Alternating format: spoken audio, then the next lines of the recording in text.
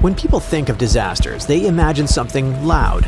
Unexpected earthquakes that snap roads in seconds, gas explosions that bring down buildings, volcanic eruptions that cover entire cities in ash. But sometimes, the real danger is creeping in without a sound.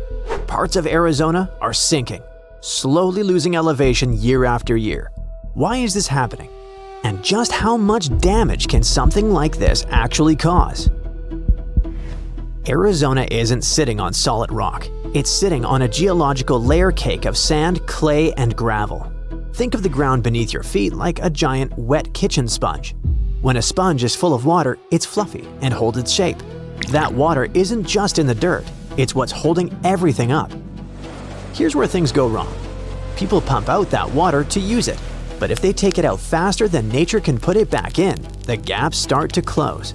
The grains get squished together by the weight of everything above, and when that happens, the ground starts losing the fight. Without the water to hold them apart, the dirt layers collapse under the weight of the world, almost literally. But once that happens, it's not like a sponge anymore. It's like a crushed soda can. You can't just blow air into a flat soda can and fix it. The structure is ruined. Once those underground layers are crushed, they stay crushed forever. Even if it rains for 40 days and 40 nights, the ground can't hold the water anymore. This is called land subsidence. It doesn't matter if water is pumped out or if rainwater rushes away too fast. If underwater pressure drops for long enough, the land starts to sink. And it's not just a one-time thing. Every year that more water is pumped out, the land sinks a little more. Over time, these changes can reshape entire towns and regions. So how do scientists notice something this subtle? From the ground, subsidence is hard to spot. The surface doesn't suddenly drop in one obvious place.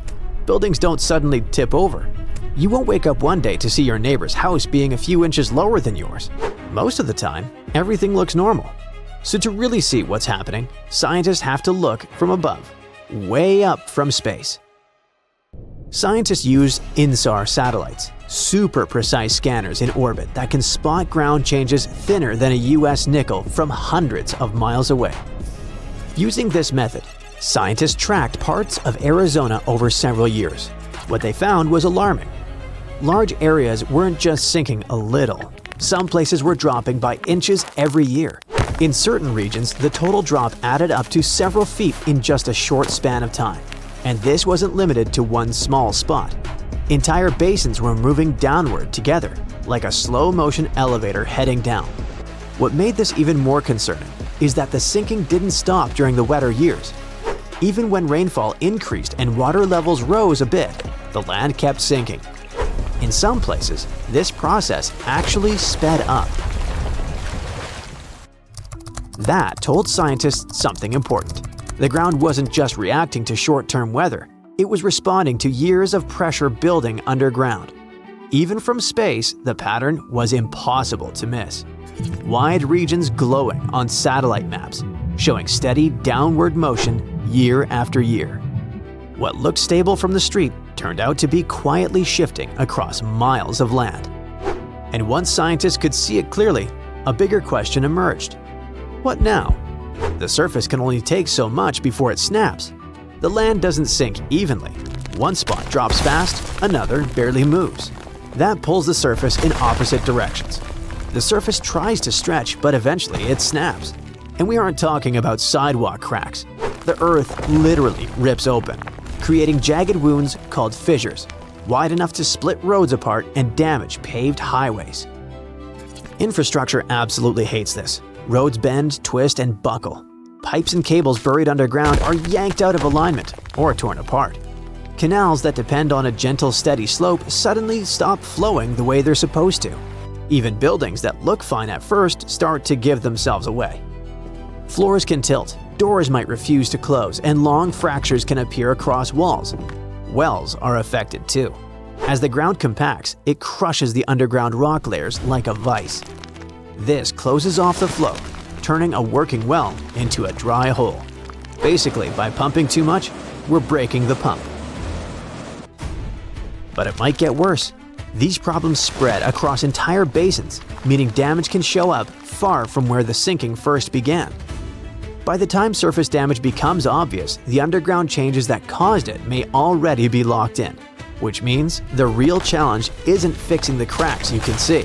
It's dealing with the ground that's still slowly changing beneath them. So, can this be stopped? Or maybe reversed? Here's the harsh reality. There is no undo button for this. Once that underground rock is crushed, it stays crushed. The best we can do is step on the brakes and stop it from getting worse. One approach is artificial recharge. Arizona has built massive systems to move water across the state. One of the biggest is the Central Arizona Project, a canal that stretches more than 330 miles, carrying water from the Colorado River deep into the desert. They dump massive amounts of water into giant empty fields called recharge basins, letting it seep back underground to repressurize the earth. It's not fixing the crushed sponge. That damage is done. It's more like loosening your grip so you don't crush it even more. You don't get the space back, but you can keep things from getting worse. The other approach is tougher. Arizona drew some hard lines on the map. They're called active management areas, and inside them, groundwater use is tightly limited. You can't just drill a well anywhere and pump non-stop anymore. The goal is to stop one area from sinking so fast that it pulls everything around it down too. In places like Phoenix and Tucson, where these rules kicked in early, the sinking actually slowed down. In other parts of the state, where pumping stayed heavy and rules were looser, the ground kept dropping. Not because the idea doesn't work, but because slowing subsidence only works if pressure is eased early. Arizona is just the latest member of the Sinking Cities Club. In fact, there are far worse cases around the planet. Look at California. The Central Valley there is basically the world champion of deflation. Farmers have been pumping water out of the ground so aggressively for so long that in some spots, the land has dropped by 30 feet. It's gotten so bad that gravity-fed canals are confused because water doesn't like flowing uphill. Then you have Mexico City. The problem there goes back hundreds of years. The city was built right on top of an ancient drained lake bed. As water was pumped out to support a growing population, the ground began to sink. In some neighborhoods, buildings now sit many feet lower than they did a century ago. Streets have been repaved again and again, not because they wore out, but because the city itself kept dropping. It's happening all over the map, from coastal towns to big farming hubs. The ground is getting tired of holding us up. Arizona is just proving how sneaky this can be. It quietly reshapes the world while we're busy looking at our phones, which makes you wonder. If huge chunks of the planet can sink this quietly, how many places are changing right now without anyone noticing? It really makes you rethink the phrase solid ground. Maybe the ground floor will become a basement in 30 years. Or maybe it's just Earth sending us a bill for all the water we carelessly throw away. Okay, just like Arizona, those jokes are a bit dry. So I'll stop now before I sink any lower. Thanks for watching, and try not to let the situation get you down. If you had landed on Earth a really long time ago, about 1.5 billion years in the past, you wouldn't have recognized our planet. At that time, all the land was stuck together in one giant supercontinent called Nuna, which was surrounded by an endless ocean. But if you had stuck around, you'd have witnessed a planetary-scale disaster, Nuna falling apart. But the most amazing thing is that apparently, when Nuna started breaking apart, it kicked off changes that made Earth a much better place for life. Scientists used to call this part of Earth's history the boring billion. It lasted from about 1.8 billion to 800 million years ago. Not much seemed to happen during that time, hence the name. No big climate changes, no bizarre life forms, and nothing very dramatic. Turns out the name isn't very fair. Things may have looked calm on the surface, but underneath, Earth was changing a lot. Continents were moving, splitting apart and coming back together. Two massive supercontinents, Nuna and later Rodinia, formed and broke up during this time. When Nuna began to break apart, huge cracks opened between the drifting land pieces. Water filled those spaces, creating shallow seas. Those seas were warmer, calmer, and had more oxygen than the deep oceans that existed before. And that might have changed everything. The new seas created friendlier conditions for life to grow and change. Scientists now think they may have helped early life become more complex. They looked back 1.8 billion years and rebuilt how Earth's tectonic plates moved over time. Plus, they tracked how carbon was stored inside the planet and released into the air. The researchers did this using a new advanced computer model that gave way more detail than they had ever had before. They found out that during the 350 million years of the so-called boring billion, the amount of shallow seas along the edges of continents doubled. Altogether, these coastlines stretched about 81,000 miles. That's more than 3 times around Earth at the equator. At the same time, subduction zones, places where one tectonic plate slides under another, actually got shorter as the continents shifted around. This is important because subduction zones are where a lot of volcanoes come from. When one plate sinks under another, seawater gets dragged deep into the Earth. That water helps rocks melt, creating magma. The magma rises, erupts as volcanoes, and releases gases like carbon dioxide into the atmosphere. So when there were fewer subduction zones, there were fewer volcanoes, and less carbon dioxide was pumped into the air. It went like this. The supercontinent Nuna broke apart, and it created lots of brand new ocean floors in young seas that didn't exist before. These new ocean floors pulled carbon dioxide out of the air. Seawater flowed into cracks in the ocean floor. When that happened, carbon got trapped in rocks, forming limestone. Over time, this process locked carbon away inside Earth instead of letting it stay in the atmosphere. With less carbon dioxide, Earth slowly cooled down. That cooler climate helped the new shallow seas become stable and rich in oxygen. Such calm, oxygen-filled environments are perfect for life to become more complex. Those huge shallow seas near the continents acted like safe nurseries for early life. They may have helped eukaryotes evolve faster. Eukaryotes are living things with complex cells. Cells that have parts inside them, like a nucleus that holds DNA. Every animal, plant, and fungus on Earth comes from these kinds of cells. So when eukaryotes appeared, it was a huge moment in the history of life. Scientists already knew that eukaryotes showed up during the boring billion because of fossils that are about 1 billion years old, but they didn't really know why this happened at that time. Now, scientists want to find better preserved early eukaryote fossils to learn exactly how complex life first evolved. Life on Earth started over 3 billion years ago. It began with tiny, simple microbes and slowly turned into a huge variety of living things. We still don't have a clear answer about how living things came out of that early primordial soup, but even though there's no final answer yet, scientists have come up with several theories to try to explain how life on Earth may have started. Some scientists think lightning helped start life on Earth. The idea is pretty simple. Lightning is a powerful spark, and sparks can cause chemical reactions. In a famous experiment from 1952, scientists showed that electric sparks could turn simple gases like water vapor and methane into amino acids and sugars, which are basic building blocks of life. This suggested that lightning in early Earth storms might have helped create the first life ingredients. But later research showed Earth's early air wasn't exactly like the experiment.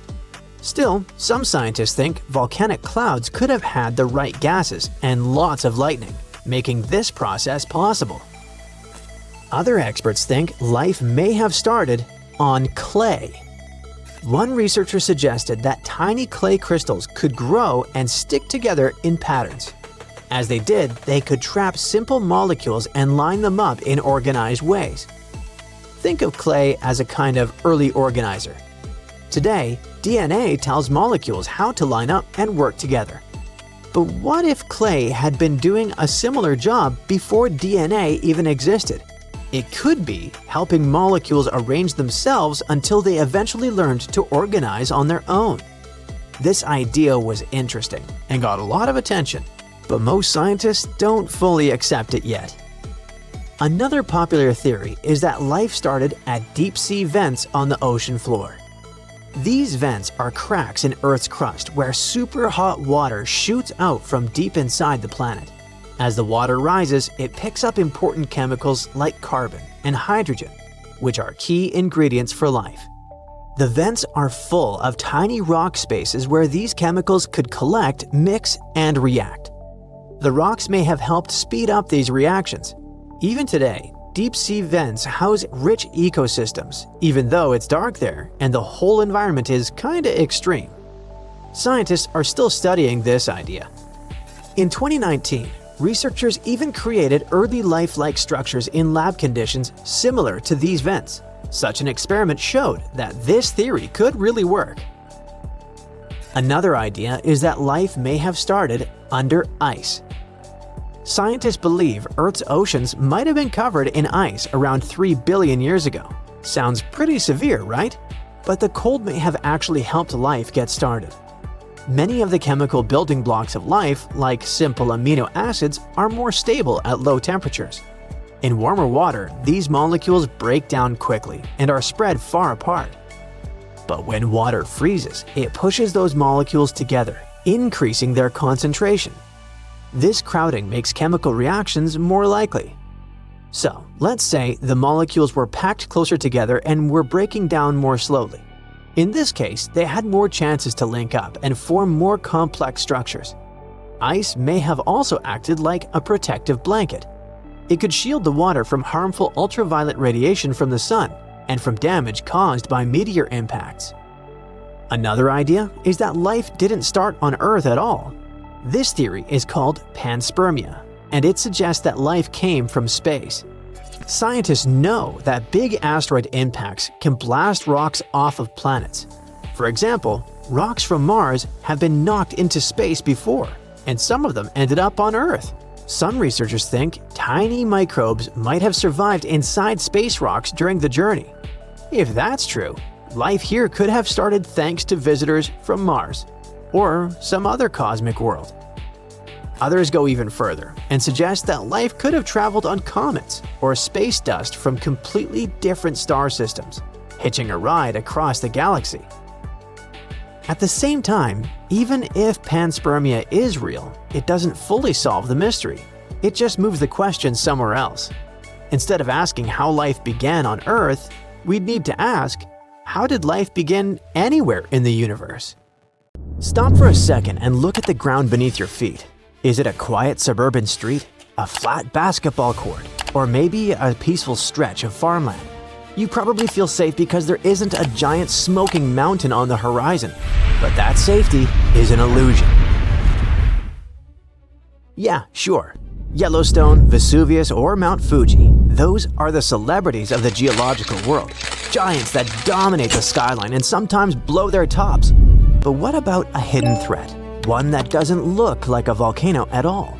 It's invisible, it's silent, and thousands of these traps are scattered across the planet, lurking right under the foundations of our biggest cities. Scientists call them monogenetic volcanic fields. To the untrained eye, they don't look like volcanoes at all. They disguise themselves as innocent hills, flat plains, or just lovely lakes. For decades, they were mainly ignored because of their small size. But new data suggests these hidden systems are far more dangerous than previously thought. And unlike the big giants that give weeks of warning rumbles, these invisible volcanoes specialize in surprise attacks. Hold tight. To understand the danger, we have to look at the plumbing. A standard volcano acts like a simple chimney. There is a central magma chamber and a main pipe leading to the surface. Eruption after eruption, lava flows out the same vent, building a massive cone over thousands of years. Monogenetic fields break all these rules. They don't build mountains. They don't reuse the same pipe. Instead of a chimney, imagine a cracked windshield. Magma deep underground scans for any weakness in the crust over a massive area. It pushes up, cracks the surface, erupts once, usually violently, and then calms down forever. The next time magma rises, it won't use that old vent. It will find a new crack 5 miles away, or 10. This means you can't just monitor one specific mountain. The entire region is a danger zone. And because each volcano is a one-and-done event, the landscape is deceptive. You could drive past a site of a violent ancient explosion every day on your way to work and simply see a grassy knoll. The scary part is the speed. In these fields, magma can rocket from 30 miles down to the surface in less than 24 hours. It moves at a speed of up to 4 miles per hour. That sounds slow for a car, but for melting rocks, that is the speed of an elevator. This isn't just a theoretical problem for empty deserts. Take Auckland, New Zealand. It's a stunning modern city with beautiful harbors and over 1 million residents. But Auckland is built directly on top of a geological minefield. Sounds a bit crazy, right? Beneath rugby stadiums, parks, and busy intersections lies the Auckland Volcanic Field. Those scenic green hills scattered across the city aren't just landscaping. They're the remains of over 53 separate volcanic eruptions. Rangitoto Island, which sits just offshore, emerged from the ocean only 600 years ago. In geological time, that was 5 minutes ago. For years, this field was considered sleepy, but recently, scientists have started noticing subtle changes. The terrifying reality of a field like this isn't that a volcano we already know will erupt again. It's that a new one can pop up and go from zero to a disaster in the blink of an eye. A bubble of magma could rise silently beneath a factory, a highway interchange, or a residential neighborhood. There is no designated safe zone because the threat is spread across the entire city map. History gives us a brutal example of how fast this happens. In 1943, a farmer named Dionisio Pulido was plowing his cornfield in Mexico, on the outskirts of Mexico City. It was a normal Tuesday. Suddenly, the ground cracked open right in front of him. Smoke hissed out, smelling of rotten eggs. Within 24 hours, that small crack in a flat field had transformed into a raging volcano 160 feet tall. Within a week, it stood 500 feet high. This was the birth of Paricutin. It wiped out 2 entire towns, leaving only the stone steeple of a church poking out of the hardened lava, a haunting monument that still stands today. This geological nightmare started in a simple cornfield, and it wasn't an isolated incident. Look at the Harat Rahat field in Saudi Arabia. In 1256, a massive fissure opened up near the city of Medina. It spewed lava for 52 days, creating a river of fire 14 miles long. Today, that same volcanic field is still there, and modern Medina has expanded right on top of the ancient lava flows. Now, apply that same story to a suburb of Los Angeles, a district in Tokyo, or a neighborhood in Europe. In a matter of days, an entire city can be buried under ash. The risk is global, ranging from over 1,800 vents in the American Southwest to the restless Eifel region in Germany and similar fields in China. Experts warn that the real risk here isn't size, but frequency and location. These volcanoes tend to be explosive. When magma rises rapidly and hits groundwater, which is common under cities and fertile farmland, it flashes into steam. This creates a phreatomagnetic explosion.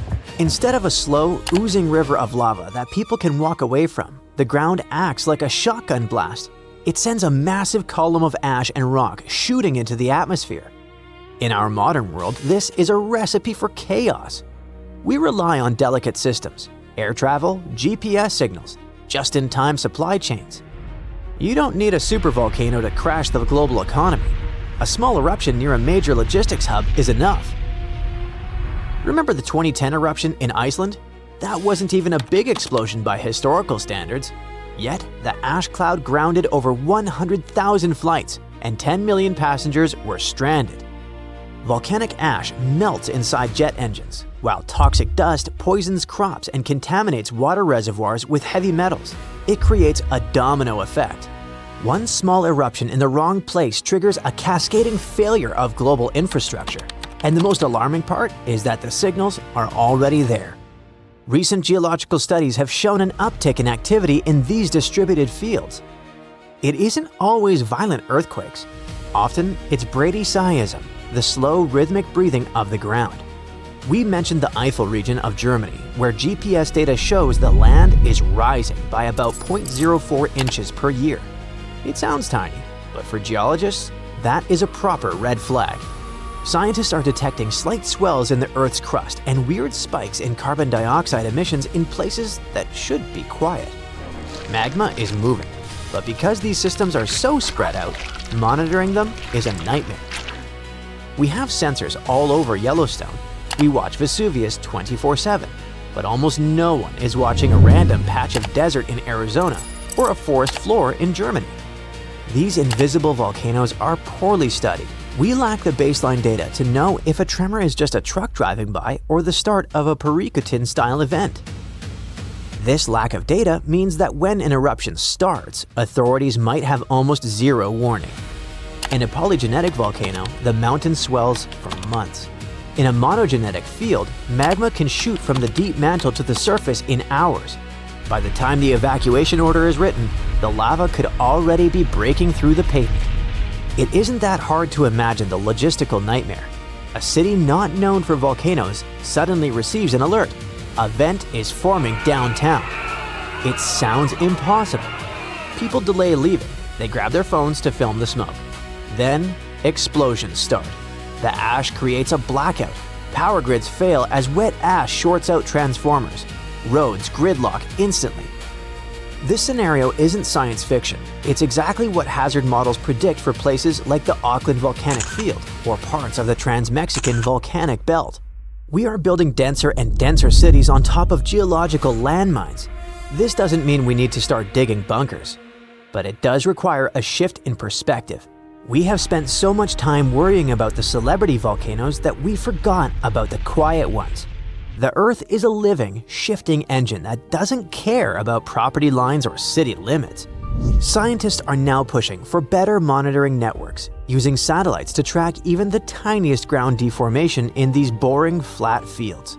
Because the only way to survive a surprise attack is to see it coming before the ground cracks open. Peace and quiet on the surface doesn't always mean peace and quiet underneath. The Earth has plenty of secrets left, and some of them are just waiting for the right moment to surface. It's been there for over 3 billion years, but now some of the Earth's oldest crust is falling apart. Today, our continents seem stuck in place, but over a long time, they've moved and shifted around a lot. It's all thanks to tectonic activity, which makes part of Earth's surface slowly slide around like pieces of a giant puzzle. Some of the most stable parts of these puzzle pieces are called cratons. Cratons are super old and strong sections of rock that form the roots of continents and keep them together. The North American craton is one of them. It makes up a big part of the United States, about half of Canada, and most of Greenland. Scientists have singled out about 35 of these big ancient cratons around the world. They mostly stayed in the same place for hundreds of millions of years because of how strong they are. But in 2014, they discovered that cratons might not be as indestructible as they thought. Some cratons had lost parts of their strong roots because of certain geologic processes and became thinner.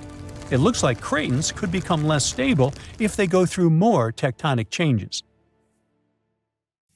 In 2024, scientists at China University of Geosciences analyzed an ancient landmass called the North China Craton, or NCC for short. They wanted to learn more about how some of Earth's oldest rock regions can break apart. This process of cratons disintegrating is called decratonization.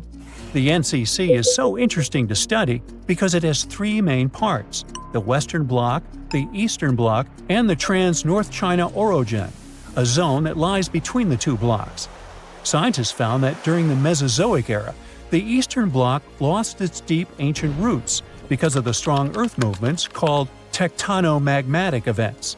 So scientists wanted to see exactly how the processes in the mantle and the movements of Earth's plates led to the breaking down of the NCC.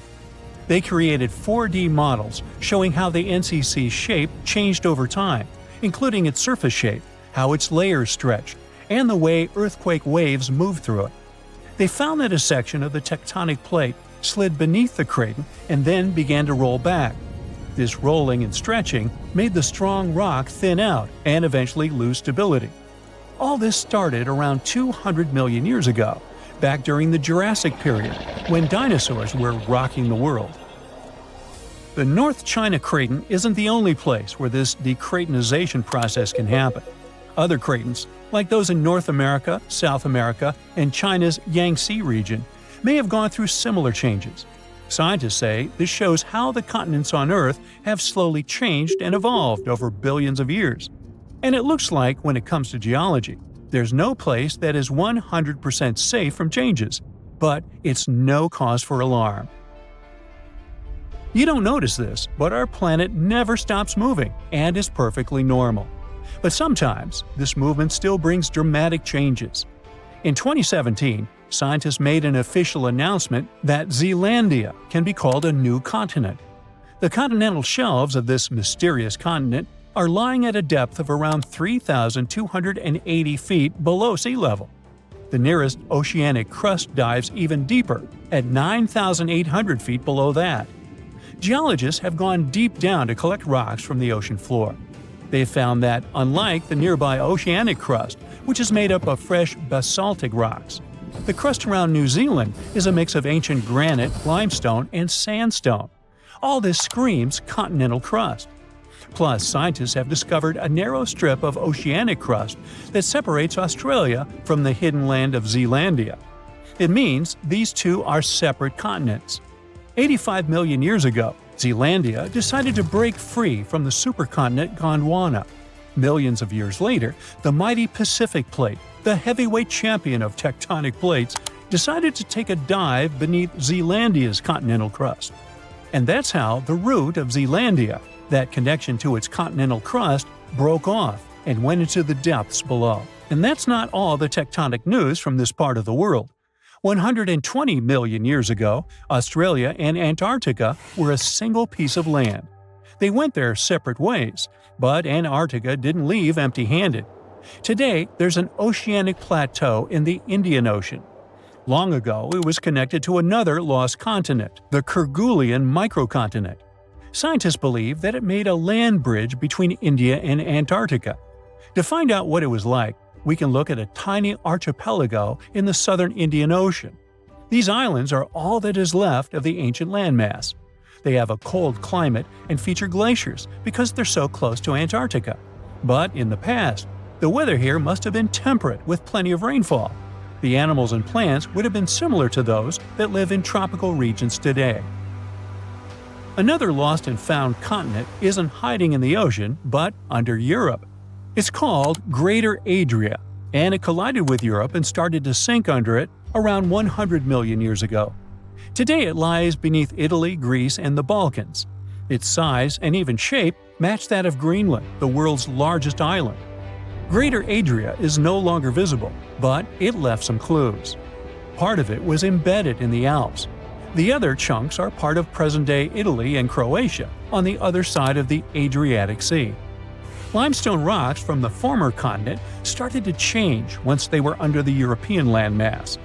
Great heat and pressure spread over tens of millions of years changed their structure. And that's when the limestone left the chat and the marble took its place.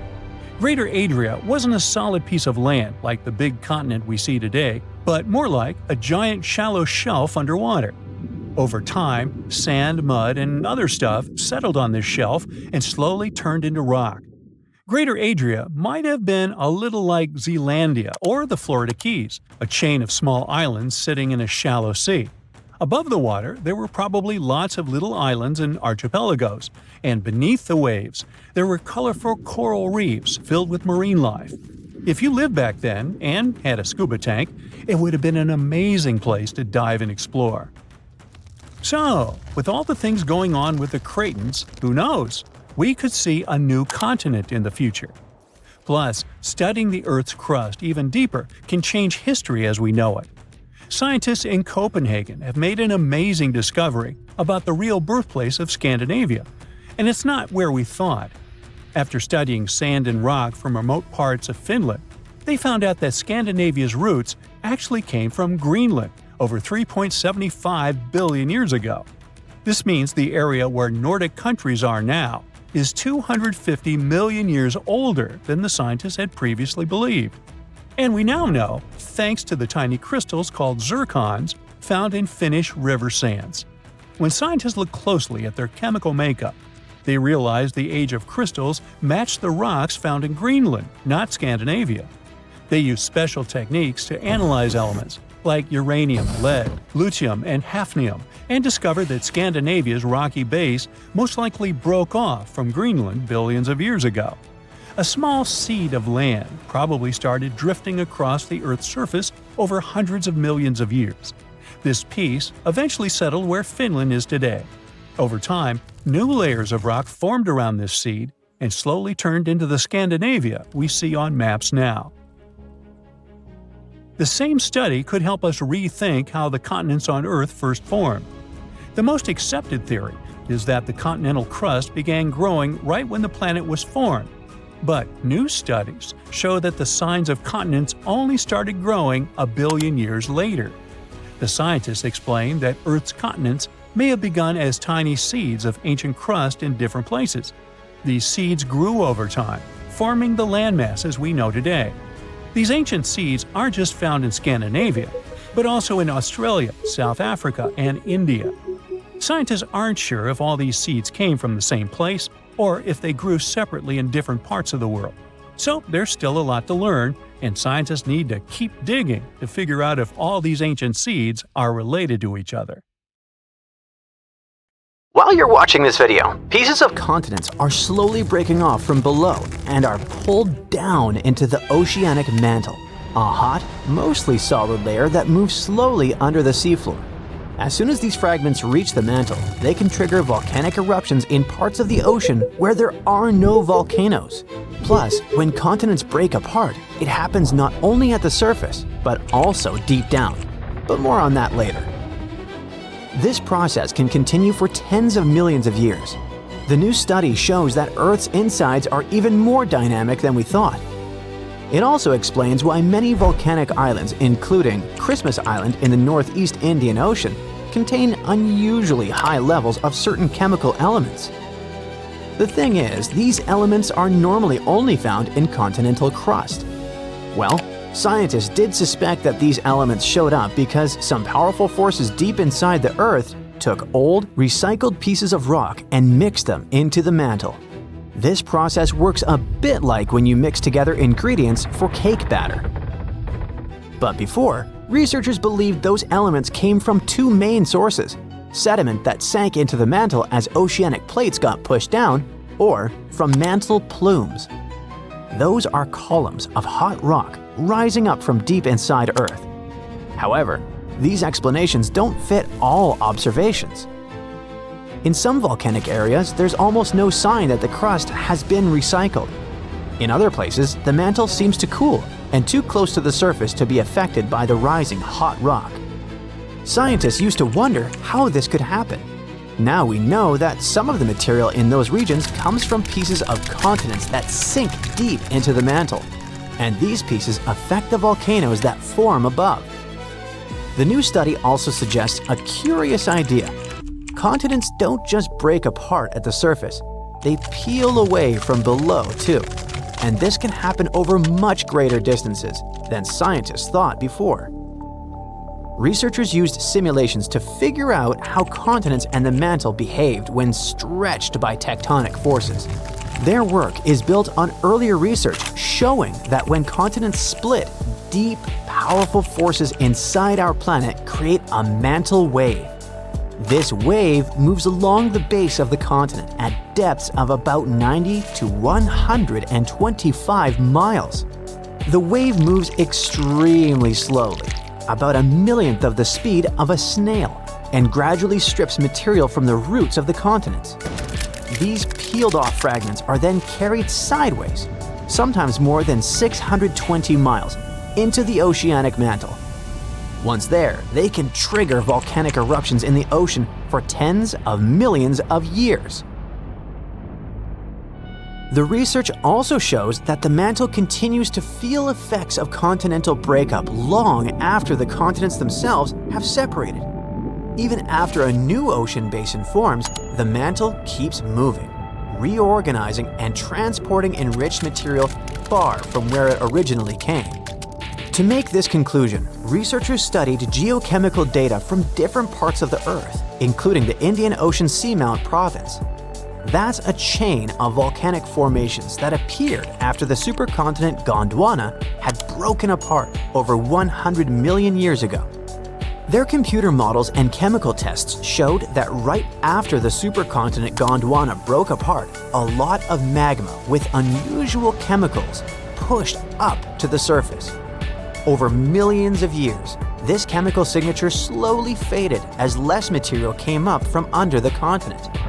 The most unexpected discovery is that this happened without any help from those deep, hot columns of rock scientists used to think were needed. Now, to get an even clearer picture, let's sneak a peek into our planet's insides. Earth is about 4.6 billion years old. It was born from a huge cloud of dust and gas that slowly cooled, shrank, and hardened into the planet we know today. As it cooled, heavy metals like iron and nickel sank to the center, and lighter, rocky materials floated upward. This created the Earth's layered structure, with each layer having its own unique properties. The crust is like Earth's skin. It's our planet's outermost layer, made of solid rock. It's broken into huge pieces called tectonic plates that slowly drift over time. There are two kinds of crust: oceanic crust and continental crust. The oceanic crust is about 4 to 6 miles thick. It's covered with a thin layer of sediments like sand, clay, and shells. Below that are dense rocks like basalt, rich in magnesium. As for the continental crust, it's thicker than oceanic crust and is located under continents. It's made of lighter rocks than oceanic crust. Beneath the crust is the mantle. It makes up more than 75% of Earth's volume. The top of the mantle is pretty rigid, but deeper down it becomes soft and partially molten, which allows it to flow slowly. This flow is what moves the tectonic plates. At the center of the Earth lies the core. It's made mostly of iron and nickel and has two distinct layers, the outer core and the inner core. The outer core is a liquid layer of iron and nickel. It's insanely hot, up to 10,800 degrees Fahrenheit, as hot as the surface of the sun. The outer core also generates Earth's magnetic field, which protects us from harmful solar radiation. The inner core is solid because of the crushing pressure inside the planet. It's also made of iron and nickel.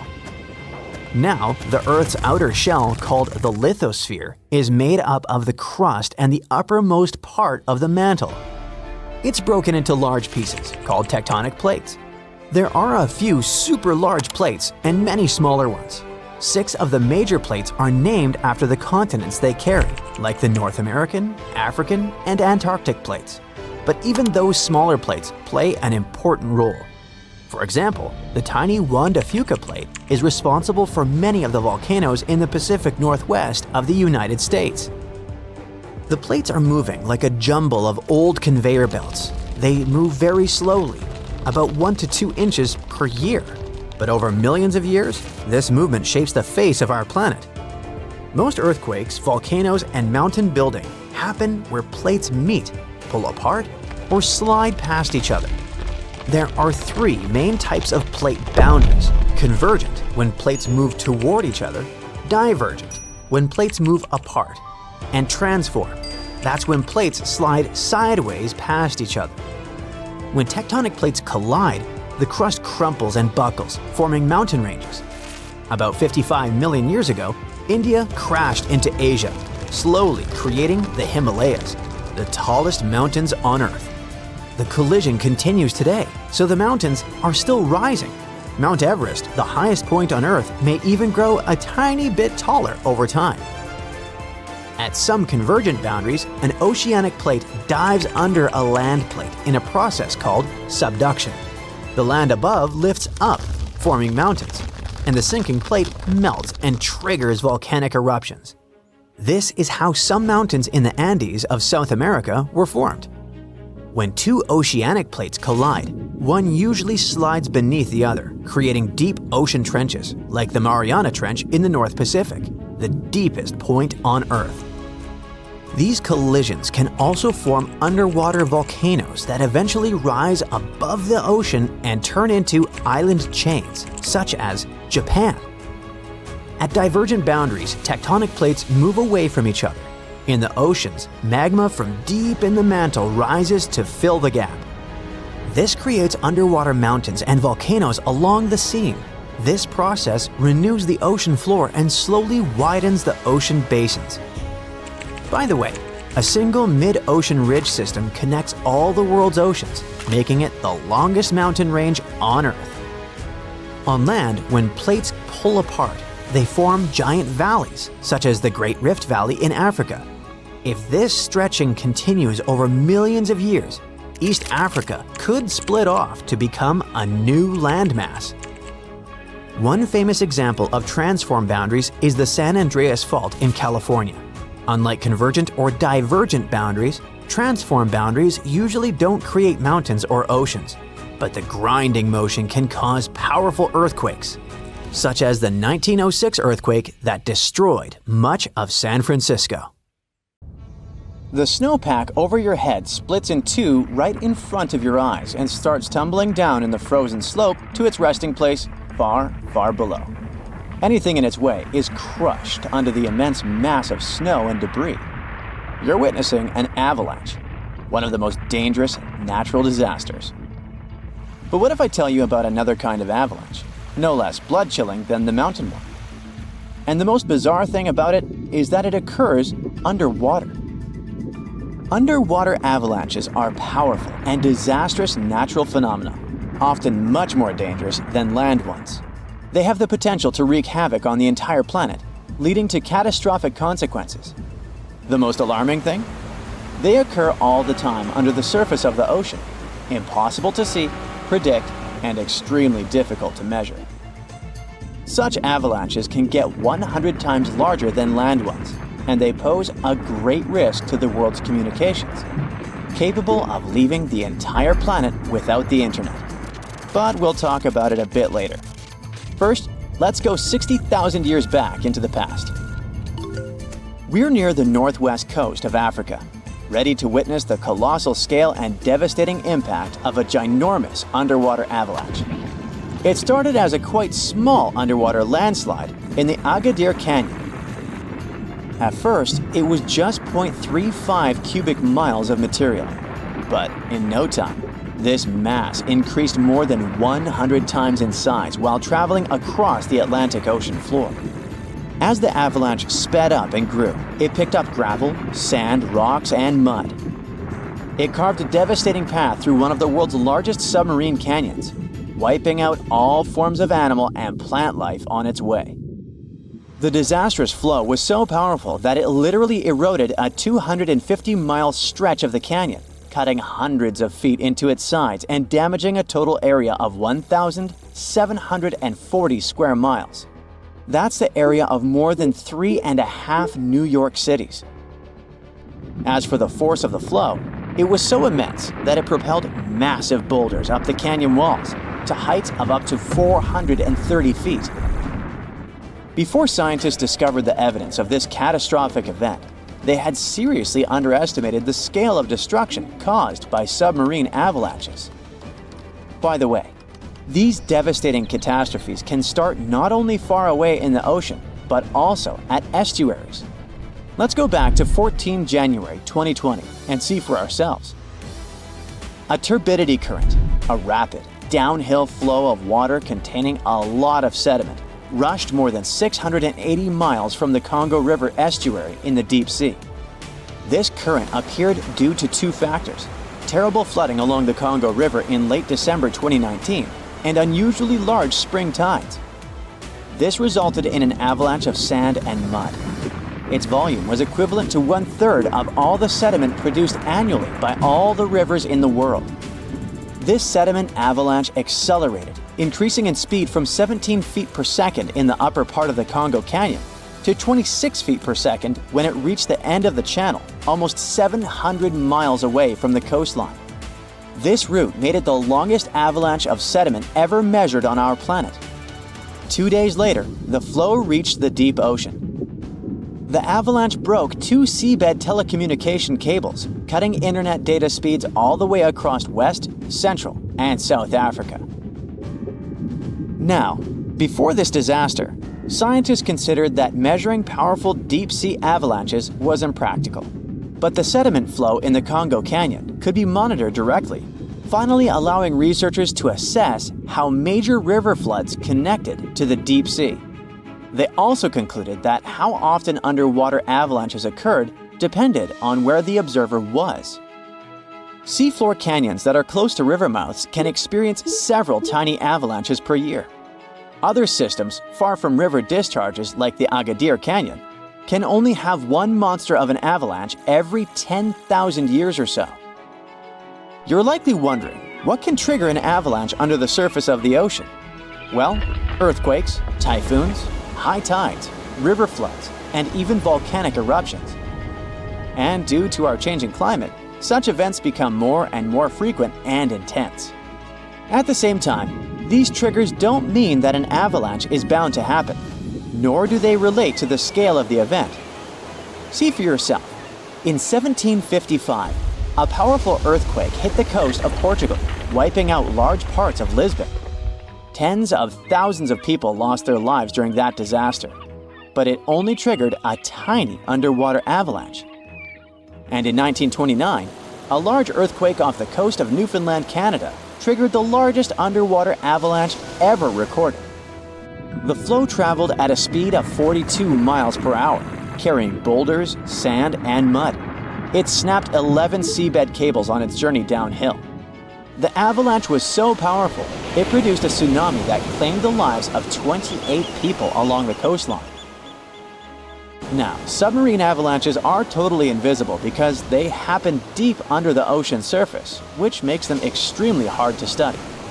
But we must find a way because these flows are super important. They transport sediments, nutrients, and even pollutants across the ocean floor. So, a research team from Liverpool decided to unravel this mystery.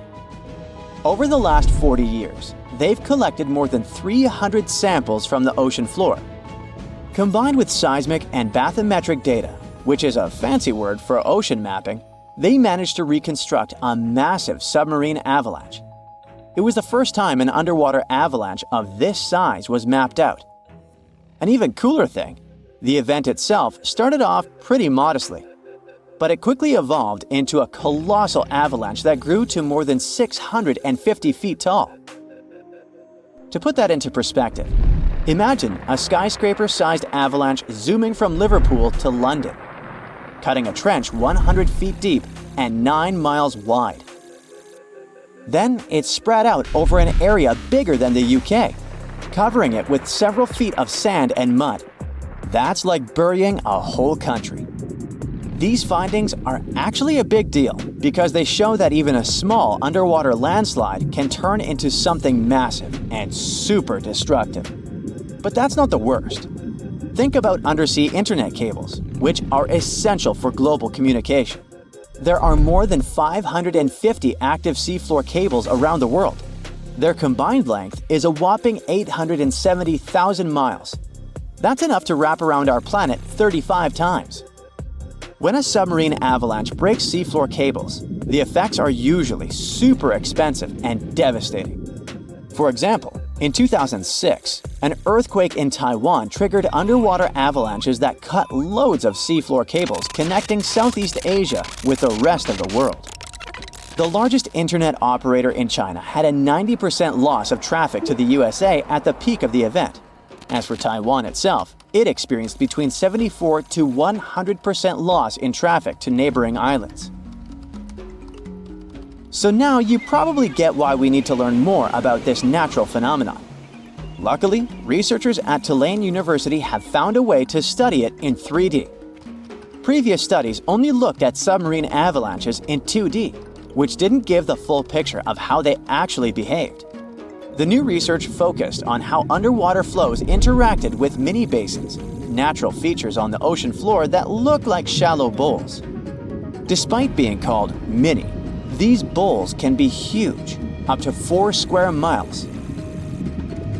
When turbidity currents flow into these mini-basins, they don't just stop. No, they hit the far side and curl back around like water eddies in a stream. These swirling flows move the sediment around before it settles on the ocean floor. The size of the mini-basin and the speed of the flow can change how the current behaves. If the basin is big and the current is slow, it starts to fill up with sediment. But if you crank up the flow speed or shrink the basin, the current starts to overflow, spilling over the basin. To study all this, the researchers created a mini version of a mini basin in a pool and used different speeds of flow to simulate turbidity currents.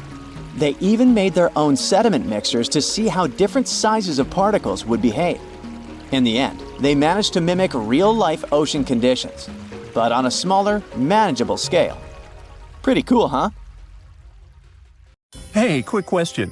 How many continents are there? 7? Maybe 5? There's no correct answer. According to different approaches, the range is between 4 to 7. But it might actually be as many as 8.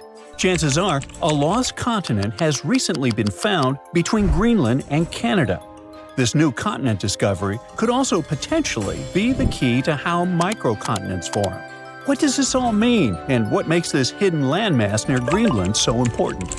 Now, if you're like me, and if you are, then there's 2 of us, when you hear the word continent, you probably think of land like Europe or Africa, places above water where people live. But in science, a continent isn't about being above sea level. It's about what the land is made of.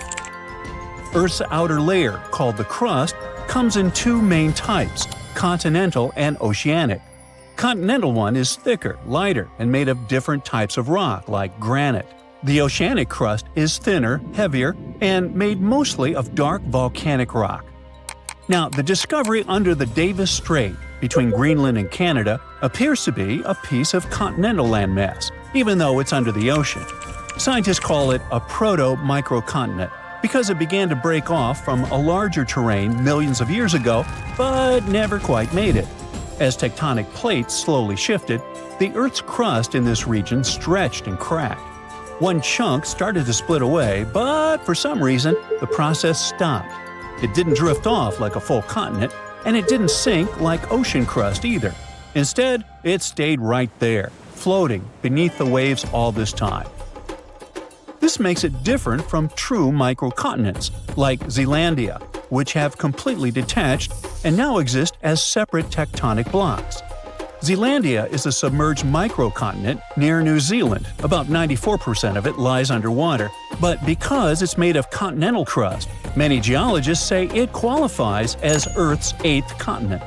However, Zealandia is still debated because it's too big to be a microcontinent, and there's no official global body to define its status. There's no global organization like the UN or some kind of international geology council that can declare, hey, this is a new continent. Unlike Madagascar, which is fully above sea level and widely accepted by geologists as a classic example of a microcontinent, Zealandia is still waiting for a proper label. I know you're probably wondering, isn't Madagascar an island? The simple answer is, it's both. It's the 4th largest island in the world, completely surrounded by water.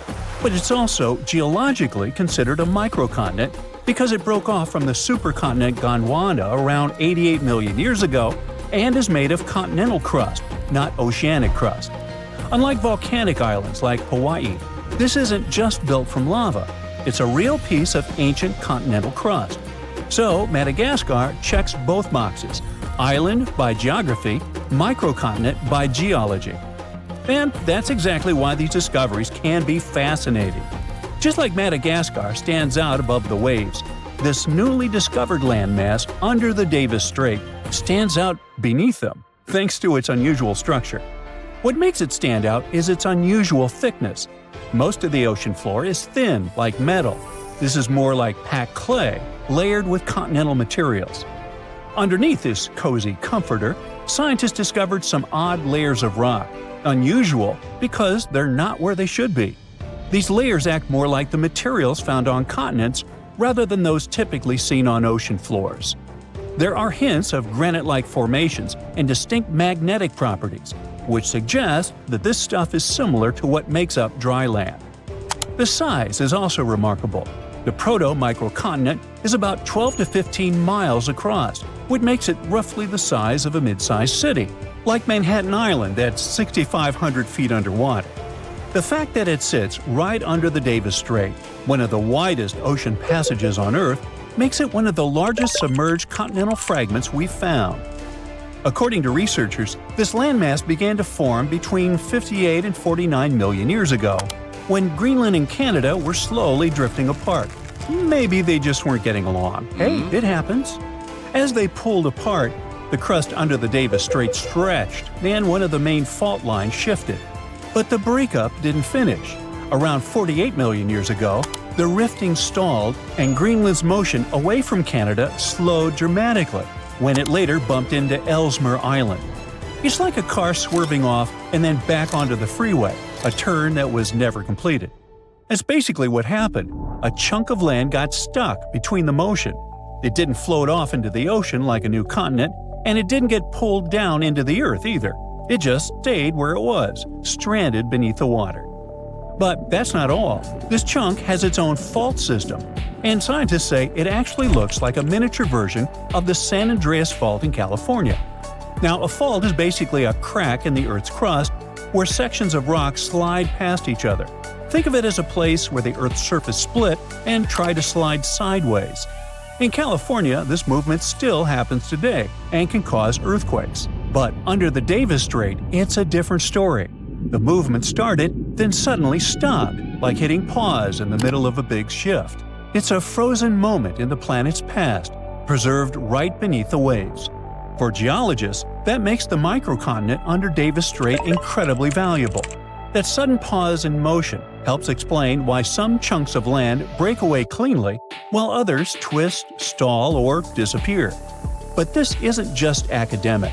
By studying how continents break apart or stall, scientists can better predict future shifts in land, fault lines, and seismic activity. And predicting earthquakes and geological hazards could prove quite valuable to everyone. Knowing how microcontinents form could help us anticipate how the planet's surface might shift over millions of years, which affects everything from climate models to resource availability. But even just the technological advancement needed for such discoveries is greatly beneficial. The same tools used to map this hidden land are used for oil exploration, laying undersea cables, climate monitoring, and even search and rescue missions. Speaking of technology, for a long time, this hidden landmass near Greenland remained invisible. Just 10 or 15 years ago, the ocean floor under the Davis Strait was basically a mystery. It's deep, almost frozen, obviously not the easiest place to explore. But today, thanks to modern tools, a new continent discovery could be just a matter of time. Scientists can finally see and hear what's going on under all that water. First, they use seismic reflection imaging. That's a method where ships send sound waves down to the ocean floor and record how they bounce back. Various layers of rock reflect sounds in different ways, which helps build a picture of what's hidden underneath. It's kind of like how bats use echoes to see in the dark. Satellites also play a role in collecting gravity data. This may sound strange, but different types of rocks have slightly different weights. Heavier rocks create stronger gravitational pull, and satellites can measure those tiny differences. Another tool commonly used for these explorations is underwater sensors, which sit quietly on the seafloor and listen for natural vibrations, like mini earthquakes or shifts in rock. These vibrations help scientists figure out what the crust is made of and how thick it is. They're basically ears on the ocean floor. They also most likely used AUVs, or autonomous underwater vehicles, basically robot submarines that can scan the seafloor in high resolution even under thick ice.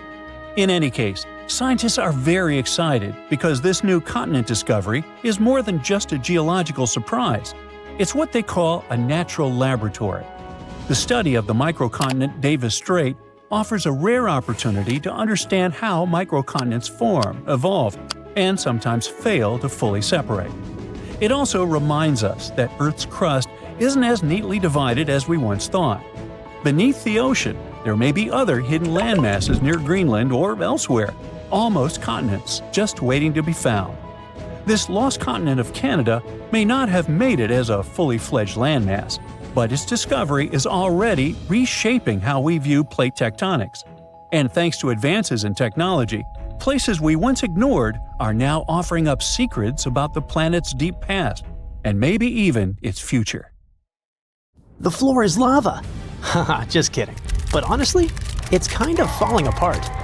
You might not feel it yet, but a huge part of North America has already lost 37 miles worth of rock from its foundation. And no, this isn't about earthquakes or giant sinkholes. It's about the continent losing pieces of the very thing that keeps the ground from wobbling around like a bad carnival ride. A team of researchers has just dropped a geological bombshell. Part of North America's ground is thinning out like a very sad, very slow ice cream drip. How do they know? They basically gave Earth a high-tech full-body MRI and created 3D maps showing how rocks once considered indestructible are now melting away into the planet's guts, like an upside-down cheese pizza inside an oven. But to really understand this mess, you first have to meet my old friends, cratons. Cratons are like the roots of the continents. They're thick, tough, and ancient. We're talking billions of years old. These bad boys survived meteor impacts, supervolcanoes, and even the tectonic movement of plates. If the plates got into fistfights, for example, you can bet we would see mountain ranges being born. If they got a divorce, drifting apart from each other, then a whole new ocean would be born. All of these things leave scars on the surface of Earth, but the cratons seem to always remain unfazed, like the cockroaches of geology. And since a craton can basically get punched in the face and feel nothing, scientists always assumed these things were nearly indestructible. But then, a group of researchers took their fancy machines to the test and realized that, wait, the cratons are falling apart? How? Enter the Farallon Plate, a really ancient tectonic plate that started to slide under North America's major plate over 100 million years ago. This is a pretty normal process, actually. It's called subduction, and it's how Earth recycles rocks and keeps itself from overheating. This subduction thing has been happening for so long that, by now, the Farallon is almost 400 miles away from the craton, sitting pretty chill at the lower mantle, weirdly close to the outer core of our planet. But the Farallon has been causing trouble, like that one roommate who moved out but keeps leaving weird stuff in the fridge. You see, as it sinks, it tugs on the bottom of North America's foundation, stretching it out and causing pieces to fall off into the deep mantle. And if that wasn't enough drama, the sinking Farallon has also leaked water and carbon dioxide into the surrounding rocks, making the craton even softer and easier to shred apart. Thanks, Farallon. Very cool of you. By studying hundreds of earthquakes across thousands of monitoring stations, scientists have confirmed the story. Big chunks of continental material are dripping downward, thinning the craton by as much as 37 miles. That's more missing rocks than can fit into a milk carton. Sounds dramatic, right? But don't worry. This is happening at a snail's pace. It'll take millions of years for anything noticeable to happen.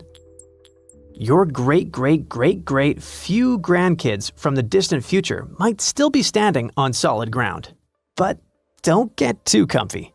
This thing may not be an urgent problem, but there's another type of sinking that's happening faster than you can say, "Help!" Here's the thing. By 2050, at least 32 major cities in the US, including New York, Baltimore, and Charleston, could be partially underwater. And guess what? This one is mostly our fault. Scientists noticed that since 2007, some cities have been sinking into the ground between 0.04 and 0.08 inches every year. Charleston, in South Carolina, is pulling ahead in the worst way possible, sinking 0.15 inches annually. Sure, these numbers sound tiny and a bit ridiculous, but Charleston is barely 9 feet above sea level. And a little sinking goes a long way when the ocean is breathing down your neck. On really bad flood days, people there have to abandon their cars and basically swim home. This whole phenomenon is called land subsidence. And when you mix sinking land with rising sea levels, you get a disaster cocktail of flooded streets, salty farmland, ghost forests, and a lot of very cranky homeowners. And it doesn't stop with just homes. Infrastructure like bridges, roads, airports, and power plants, all things we rely on daily, are also at risk of serious damage. Flooded electrical grids and sunken highways could cause billions more in economic losses and create major safety hazards for communities. Now, let's be fair. Not everything is humanity's fault. Some of this trouble dates all the way back to the Ice Age. About 12,000 years ago, massive ice sheets covered the northern US. They were heavy, like seriously heavy. The weight pushed the land down, and when the ice melted, the ground didn't just pop back up like a trampoline. Instead, it started playing a weird game of geological seesaw. The places that were squished started rising, and the places that weren't got pulled down. This whole process, called glacial isostatic adjustment, try to say that 3 times fast. But of course, humans found a way to make it worse. Groundwater extraction is a major culprit. Think of it like pulling the stuff out of the mattress. After a while, the whole thing just sags. In places like California's Central Valley, the land is dropping by up to 8 inches a year because we keep pumping out water during droughts. In cities like New York, the problem isn't just water. Skyscrapers themselves are making it worse. Yep, turns out if you stack millions of tons of concrete and steel onto soft ground, it tends to flatten. And in case you're wondering, the total mass of New York City's buildings is around 1.68 trillion pounds. That's about the same as 3.5 million statues of liberty piled up. With so much weight concentrated over a relatively small area, the underlying soils have no choice but to compress over time. And if you thought it couldn't get messier, think again. We've been building dams, which stop rivers from delivering fresh sediment to coastal areas. That sediment is kind of like Mother Nature's way of fluffing the ground back up. Without it, coastal lands are compacting like an old sponge. Plus, when wetlands are drained for agriculture or construction, the peaty soil dries out and collapses. Honestly, it's like the ground just can't catch a break. Scientists also noticed that the areas that used to be lush wetlands are now among the fastest sinking spots in the country, especially along the Gulf Coast. Louisiana, for example, is losing about a football field of land because of this mix of subsidence and rising seas. So what's the end game here for us regular people who just want to live above sea level? Well, it's not looking great. Ghost forests, which are basically drowned woodlands, are popping up. Farmland is turning salty and unusable. And even sunny day flooding, where streets flood without any rain, is becoming a thing. Yikes! Meanwhile, over on the West Coast, California is not exactly winning either. San Francisco and Los Angeles are both sinking, which means that rising sea levels could hit them twice as hard and twice as fast. In some places like the Palos Verdes Peninsula, the ground has been sinking so fast, people over there might as well live like moles. So, is America turning into the next Atlantis? Probably not next week, but without serious action, like cutting back on groundwater pumping and planning smarter cities, at least 500,000 people are in serious danger. And the housing damage could easily rack up a jaw-dropping $109 billion by 2050. In the end, while North America isn't about to sink like a poorly made souffle, it's definitely showing some cracks in the crust. So maybe let's ease up on groundwater pumping, rethink how and where we build, and invest a little more in keeping our feet dry. After all, if the floor really does become lava someday, we're gonna wish we had at least fixed the leaks first. Experts explain Africa is splitting in two, and it will look like this.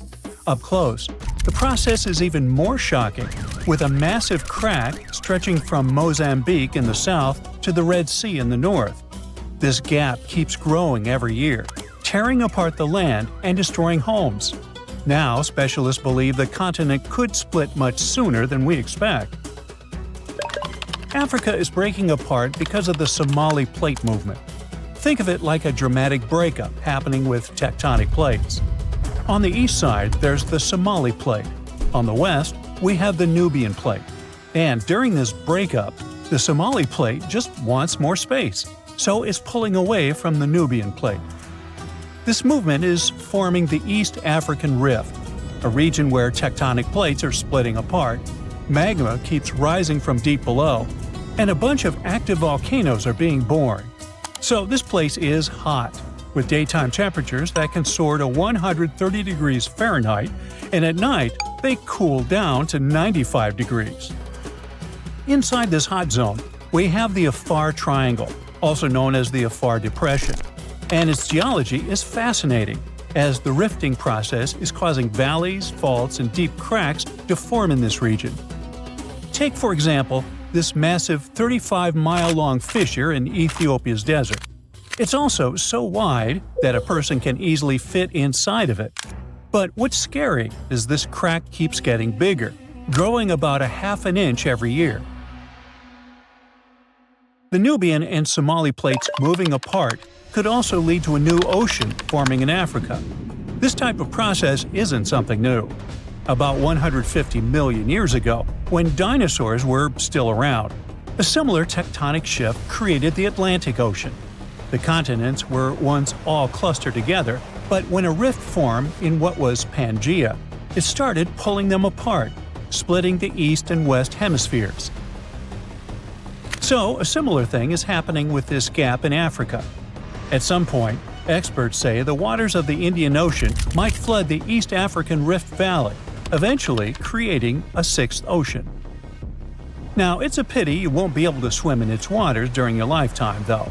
According to geophysicist Ken McDonald, who specializes in tectonic faults, this dramatic rupture could happen in 1 to 5 million years. Trust me, that's considered fast in geologic terms, and way sooner than most experts thought. Now, even though you won't get to watch Africa breaking apart, people there will still see and feel the signs. They might experience intense volcanic eruptions and strong earthquakes as this process slowly unfolds. One example is related to that scary crack in Ethiopia's desert we mentioned earlier. The fissure was created in 2005, after the area was hit by 2 volcanic eruptions and 163 earthquakes, each with a magnitude greater than 3.9. A crack this deep and long on Earth usually takes centuries to form, but in this case, it unfolded in just a matter of days. That's how powerful this event is. In fact, this kind of intense seismic activity can speed up the African splitting process, and that's why it's so hard to predict the exact time frame for the event. What we know is that people are already calling this new land the Nubian continent. If the predictions are right, it will include Somalia, Kenya, Tanzania, and part of Ethiopia. That's exciting and concerning at the same time. As new coastlines emerge, countries will need to make major adjustments when it comes to infrastructure and land management. They might lose a lot of roads, houses, and other constructions currently located near or right in the East African Rift. In Kenya, for example, the fissures tore apart a busy road, and authorities desperately tried to fill the gap with rocks and cement. In another case, an old woman was sitting and eating with her family when her house suddenly split down the middle. Recently, earthquakes that happened near Ethiopia's Afar region demolished 37 schools and forced about 5,000 students to leave their classrooms. Unfortunately, stories like this could become more common over the next few years. But there is a positive side to all this. Countries located in the middle of Africa, like Zambia and Uganda, could gain coastlines, and that might be great for them. Having a coast means they would get access to new trade routes, opening fresh economic opportunities. Plus, think about the tourism boom. With all those newly formed paradisical beaches, these countries could become the next big gateway spot for travelers. The local ecosystem in this newly created ocean will change as well, and new marine species may emerge. So, let's look. This is the path where the rift is most advanced right now. I mean, we expect this is where Africa will eventually get separated. But things could get a little more complicated. Some time ago, Michael Daly, a geologist at the University of Oxford, suggested that this rift could extend further west.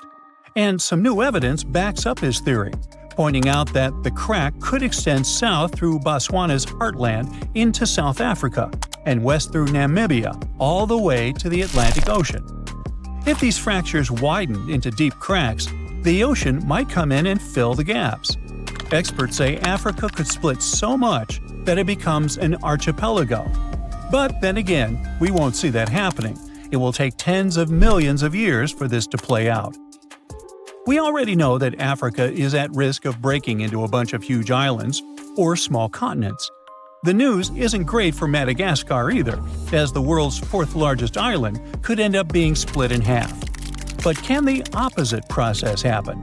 I mean, can new land appear as the Nubian and Somali plates move apart? Well, as these tectonic plates get away from each other, the magma from the Earth's mantle might rise to the surface, and when it cools, it solidifies into new land. That's how other places in the world emerged, like Iceland and the Azores. So, yeah, the same process could happen in the East African Rift, and over the long term, it is possible that the rift could create new islands. For now, all we can say is that the geology of the Afar Depression is unique. It is the most active rift system on our planet. And when I say rift system, I mean a zone where tectonic plates are pulling apart. This region brings together all kinds of events, from faults in the Earth's crust to volcanic zones to the potential formation of a sixth ocean. For experts, it's like studying the evolution of rifts up close. And since it is such an active volcanic area, it also has enormous potential for tapping into geothermal energy, that is, using heat from inside the Earth to generate electricity. 2 geothermal power plants are already producing energy in Ethiopia, one in the Ethiopian Rift Valley and the other in the Afar. Now, geologists are exploring new potential spots.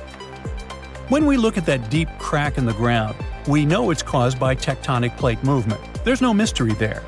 But what we still don't fully understand is why the cracks happen exactly where they do. For example, a crack that opened up in Botswana appeared after a magnitude 6.5 earthquake back in 2017. But the epicenter wasn't in the rift zone, where the plates are moving like we would expect. Instead, it was farther south.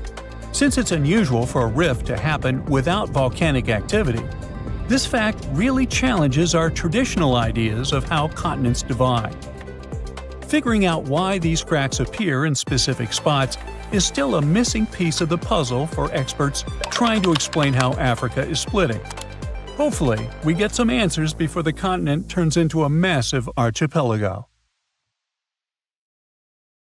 Oh look, there's a giant blob heading straight for New York City. Oh wait, hold on.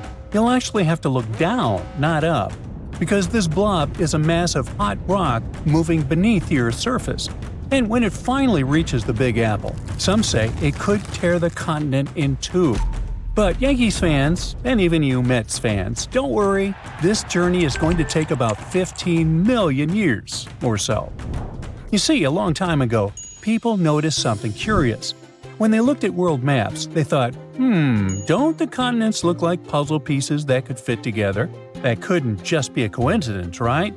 Then, in the year 1912, a German meteorologist named Alfred Wegener came up with a revolutionary idea, something we now know as the theory of continental drift. Wegener said the continents are always on the move, and those huge chunks of land we see today were all once connected, forming one giant supercontinent called Pangaea. That idea suddenly explained a lot of mysteries, like why fossils from the same species turn up in different corners of the world, even though entire oceans lie between them, or why coastlines of continents match up so neatly, just like South America and Africa. Wegener also explained that mountains form when a drifting continent runs into another one, crumpling the land and pushing it upward. That is exactly how the Himalayas came to be. The Indian plate collided with the Eurasian plate, and the land rose into the massive mountain range we see today. Now these days, everybody learns about Wegener's idea in school and takes it as fact. But back then, many people thought he was completely out of his mind. I mean, whole continents moving around? What on earth could push them? That's why it took scientists more than 50 years to finally go, "Oh, I see. It's the Earth's mantle." Yep, slow-moving currents of hot rock deep in the Earth's mantle push the tectonic plates around, and that means the continents move too. Picture super tough puzzle pieces floating on top of boiling oatmeal. That's a picture. Yep, they drift, and sooner or later they crash into each other. This is what happens on Earth's surface. And that's how we finally agreed that Wegener was right. But what if I told you that might not always be the case? Some experts agree that the supercontinent Pangaea started breaking apart about 200 million years ago. And that's how we ended up with the world map we know today. But a recent study is challenging part of that idea. And it all comes down to a giant mass of hot rock, something scientists call the Northern Appalachian Anomaly, or just NAA. Yep, what we casually call a blob, the experts call an anomaly, and that is simply because it is hotter than the rock around it. So this anomaly sits about 124 miles beneath the mountains of New England and stretches up to 249 miles wide. It lies in the asthenosphere, the semi-molten layer of Earth's upper mantle. But here's the strange part. It should not even be there. I mean, rock formations like this normally don't exist in that part of Earth's interior. For years, scientists thought the anomaly was left over from when the North American continent broke apart from Northwest Africa about 180 million years ago. This new study says that might not be the case. It suggests the blob is actually linked to the process that split Greenland from North America only about 80 million years ago. The idea then is that this blob is a leftover from when the landmass broke apart, a piece that never quite settled down. This is one stubborn blob we're talking about because it is still on the move, super slowly. But still, it moves only about 12 miles in a million years. Over time, it's already traveled more than 1,100 miles from where it first appeared. And now, New Yorkers, watch out! This blob of scorching hot rock is heading your way. Okay, I know, I'm being a little dramatic. The truth is, we really don't have to worry. First, scientists say it won't even get near the city for at least 15 million years. And second, even though we call it a blob, it is not something gelatinous. It is not oozing. And it is definitely not going to push its way up through the Earth's crust and invade the New York subway, or anything like that. That is just not going to happen. What the anomaly will look like, or what it might do to the continent in the future, is still a mystery for geologists. But they are pretty confident it will not have any real impact on human infrastructure or on our daily lives. It is not like lava that's suddenly going to burst through the floor of your house. That's because, at the end of the day, the blob is just rock, like any rock you see on the street, only super high, enormous, and buried deep inside the Earth. To explain why this rock is sitting in such a weird spot, scientists came up with what they call the mantle wave theory. So think of it kind of like a lava lamp. After continents break apart, hot, heavy rock can detach from the bottom of the tectonic plates in blobs. These blobs, or pieces of rock, move around under the crust and create waves. When that hot material slips under a continent, it works like the flame under a hot air balloon. It gives the land a little lift. Then, when continents stretch and split, space opens up underneath and semi-molten rock quickly fills in. Eventually, it cools down, gets heavier, and sinks. Meanwhile, hotter mantle material rises up and creates a warm patch called a thermal anomaly. This sudden motion shakes up the base of the continent. Imagine a row of dominoes. One piece falls and the rest follows. Blobs of rock start dripping downward one after another, and over time, they slowly move inland. Scientists think these rock currents keep flowing, rippling under the surface for millions of years. Now, knowing all this matters because the anomaly might have played a role in shaping the land above it.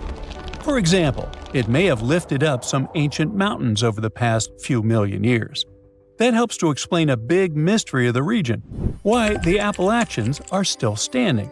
I mean, why haven't they worn down as much as you would expect after all this time? Well, think about it. The Appalachians are ancient. This mountain range in North America started forming hundreds of millions of years ago, long before the dinosaurs. With all that time, rain, wind, and erosion should have worn them down to almost nothing by now. Honestly, some geologists expected them to be rolling hills at best. But nope, they're still mountains, pretty ones too, and much bigger than they should be. And here's where the blob comes in.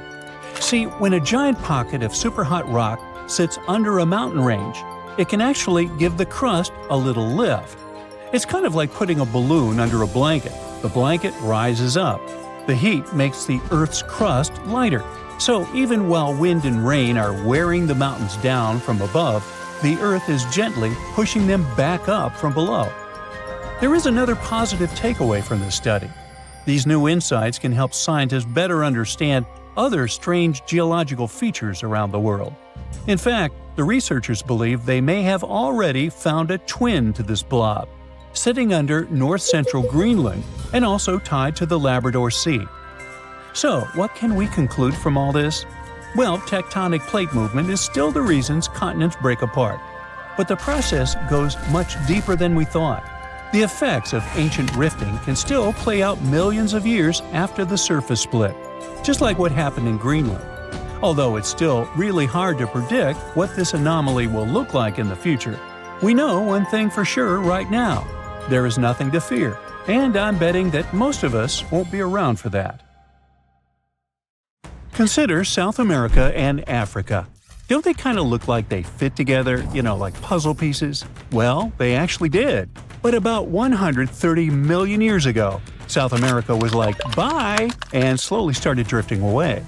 These days, it's around 1,800 miles from Africa, and it's still on the move. Every year, the continent shifts a little more toward the Pacific Ocean. So, how's that even happening? Tectonic plates are constantly moving. That's what makes the Earth's surface shift over time, going from this to what we see today.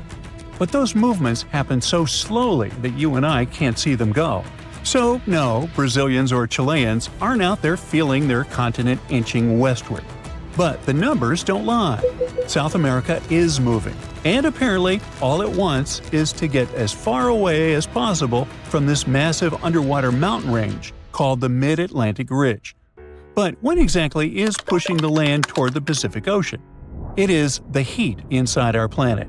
Way, way down beneath the ocean, there are cracks in the Earth's crust, and magma, super hot melted rock, rises up through those cracks. When that happens, the magma cools and hardens into solid rock. Over time, this process might build underwater mountains, like the Mid-Atlantic Ridge. And as more new crust forms, it begins to push the older crust out of the way. In the process, tectonic plates and the continents riding on top of them get pushed along. Now, on the other side of South America, over by the Pacific, there is the Nazca Plate. It's heavier and it's moving eastward.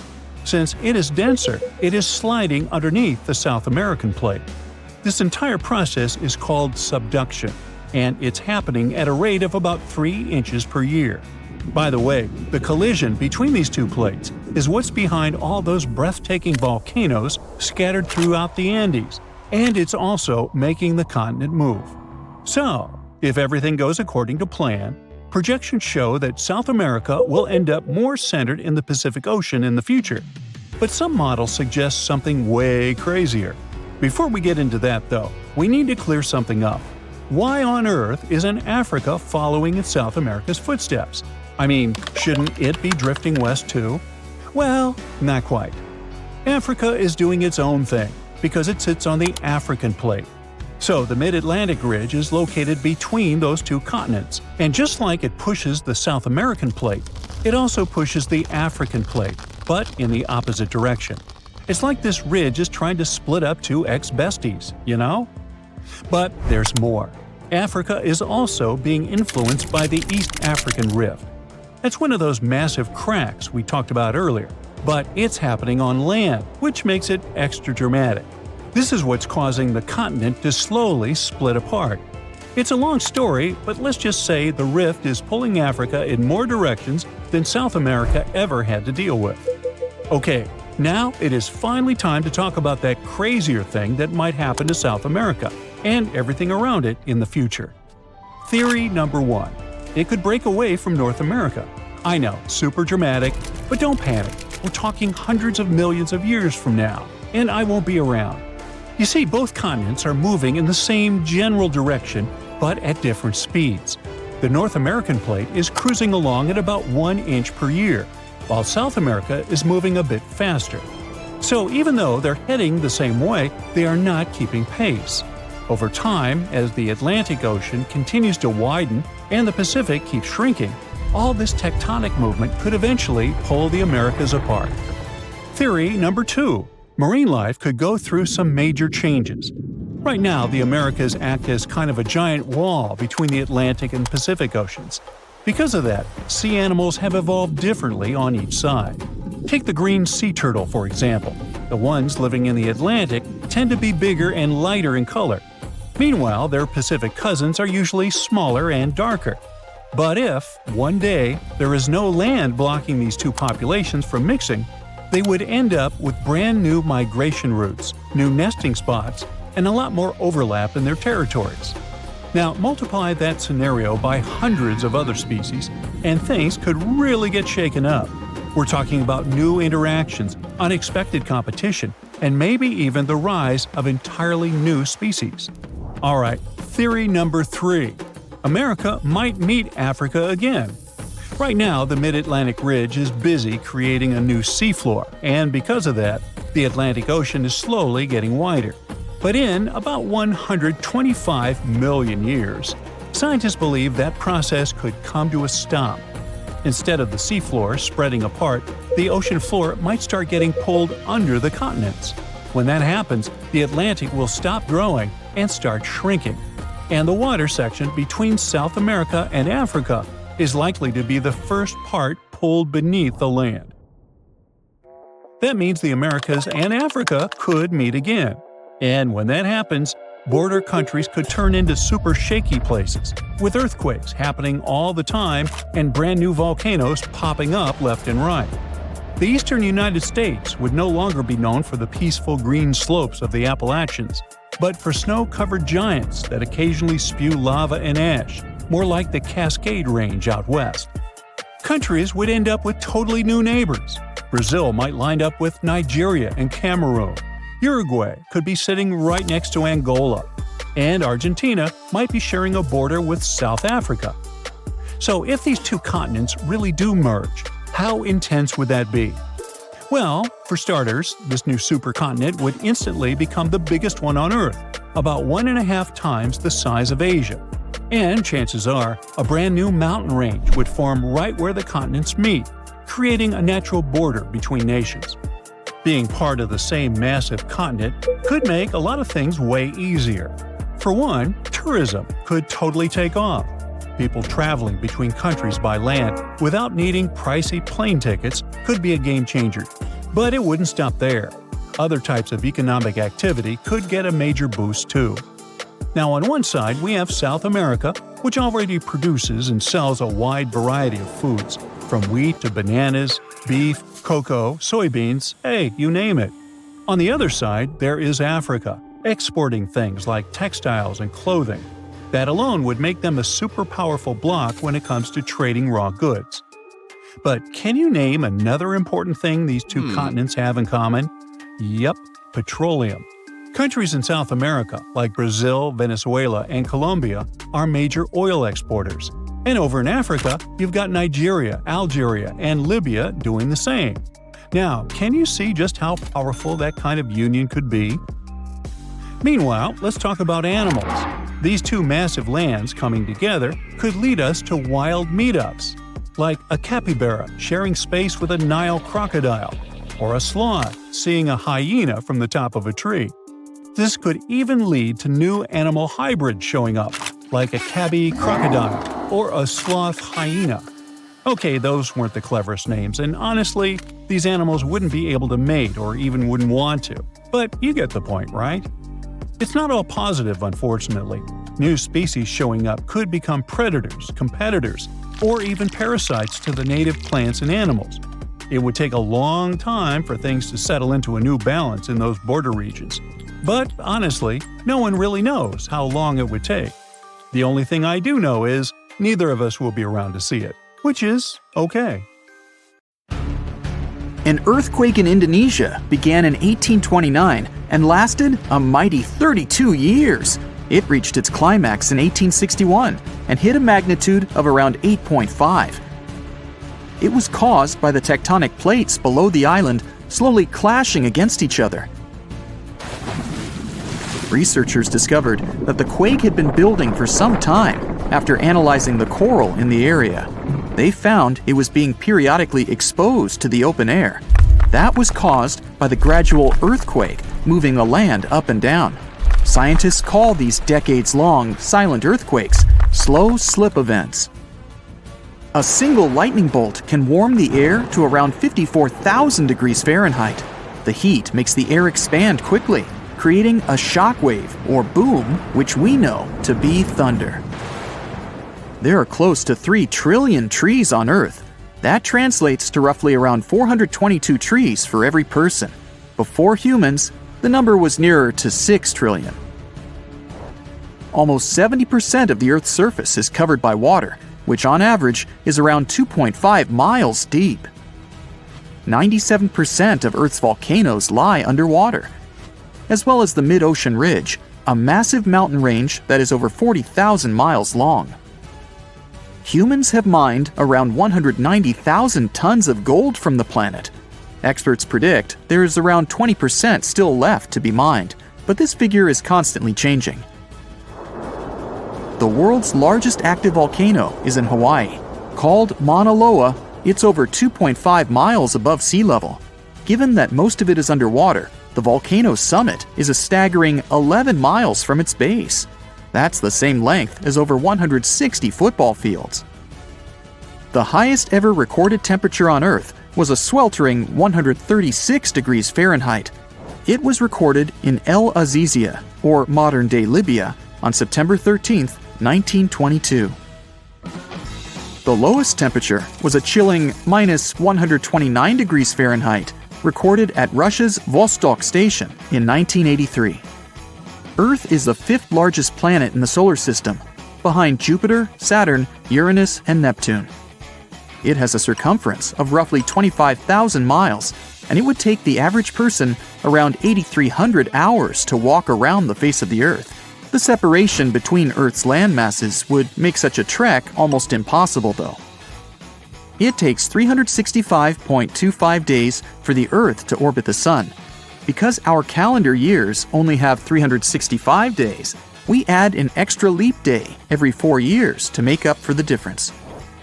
Russia is the largest country on the planet, with a total area of about 6.5 million square miles. It encompasses more than 1/8 of the Earth's inhabited land area, but still has a relatively small population given its size. Earth is the only planet with one moon. Mercury and Venus have no moons, while every other planet has 2 or more. Earth is over 4 billion years old. Scientists calculate this by looking at the planet's oldest rocks, as well as meteorites that have crash-landed.